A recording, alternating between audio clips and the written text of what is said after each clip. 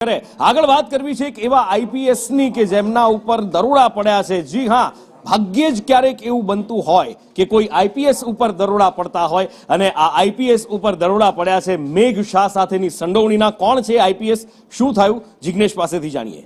અનુપુર પહેલા પણ વિવાદમાં આવી ચૂકેલા રવિન્દ્ર પટેલના ઘરે અને તેમની સાસરીમાં તથા તેમની સાથે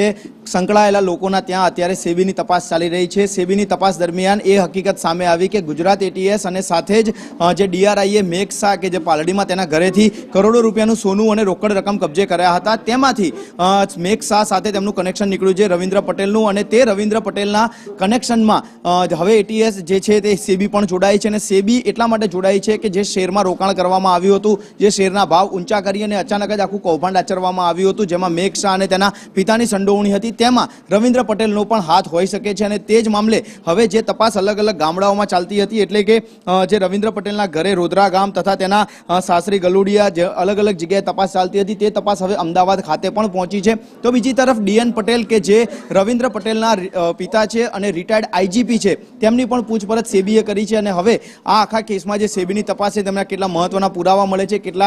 કરોડના કે કેટલાના વ્યવહારો સામે આવે છે, અને જો આ બે વ્યવહારો બેનામી અથવા તો તેના કોઈ પણ યોગ્ય પુરાવા નહીં આપી શકે તો આગામી સમયમાં આઈપીએસ રવિન્દ્ર પટેલની જે તકલીફો છે તે વધી